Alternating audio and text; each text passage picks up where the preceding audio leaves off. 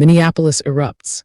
Federal agents fire tear gas on protesters outside hotel housing ICE personnel amid deadly crackdown outrage. Hey everyone, let's get real about what's happening right now in Minneapolis, because this isn't just another news blip. It's a full-blown crisis that's exposing how far things have gone under this administration.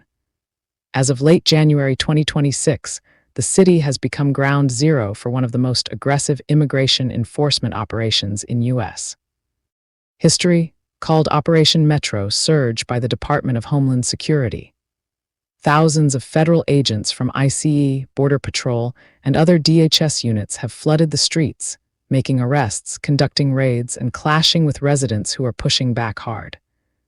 And now, after back-to-back fatal shootings of American citizens by these agents, the tension has boiled over into direct confrontations, including one where federal personnel used chemical irritants like tear gas on crowds gathered outside a hotel where many of these agents were reportedly staying. Picture this. It's a freezing cold night in Minneapolis. Protesters are outside a hotel, the kind of place you'd expect people to rest after a long day, but locals believe it's doubling as temporary housing for ICE and Border Patrol officers involved in the surge.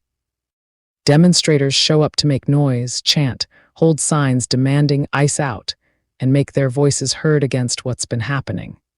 Some graffiti appears on windows. A few try to enter the lobby or throw things. Reports vary on how heated it got, but the response from inside. Federal agents come out, armed, and deploy chemical agents to disperse the crowd. No shots fired in this specific hotel incident, but the message is clear. Even peaceful noise and protest get met with force.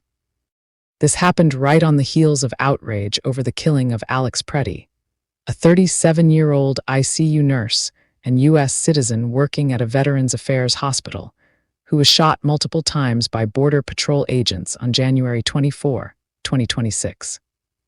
Let me walk you through what led to this moment so you see the full picture. The surge started ramping up late last year, with DHS announcing massive deployments to cities like Minneapolis, thousands of agents targeting what they call criminal, undocumented immigrants. But the reality on the ground has looked very different. Bystander videos, witness accounts, and investigations show agents making warrantless arrests, detaining U.S. citizens by mistake, using aggressive tactics in neighborhoods, and facing almost no immediate accountability. Then came the shootings.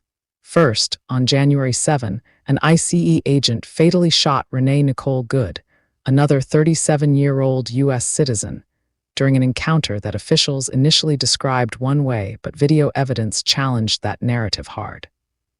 Protests exploded after that, with people demanding an end to the operations. Fast forward to January 24, Alex Preddy gets involved in a situation where agents are trying to detain someone.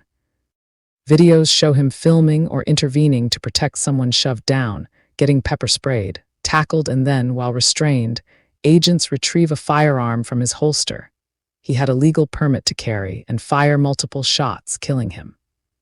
His family says he was holding a phone, hands raised, trying to de-escalate. DHS and officials rushed to call it justified, but videos contradict early claims, sparking even more fury. This hotel protest where agents used tear gas came the very next night or so, as anger spilled over. Protesters weren't storming an ICE facility. They were at a civilian hotel, making it known they won't tolerate agents treating their city like occupied territory.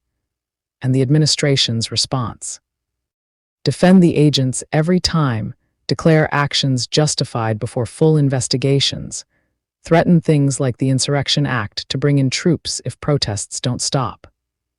Meanwhile, local leaders like Mayor Jacob Frey and Governor Tim Walz are calling for the agents to leave, saying the operation is causing more harm than good.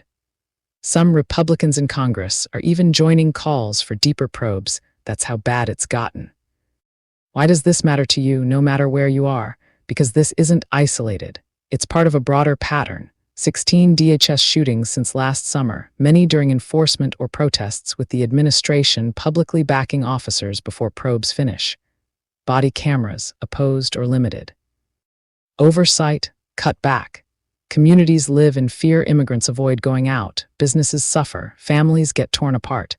U.S. citizens like Pretty and Good end up dead in encounters that video shows weren't what officials claimed. This erodes trust in law enforcement, divides cities, and turns enforcement into something that feels more like intimidation than public safety. The truth is, we need immigration enforcement that's smart, humane, and accountable, targeting real threats like traffickers and violent offenders, not flooding neighborhoods and shooting unarmed or restrained people. But right now, what's happening in Minneapolis shows a system out of control, where power gets used without restraint and peaceful protest gets met with chemicals and worse.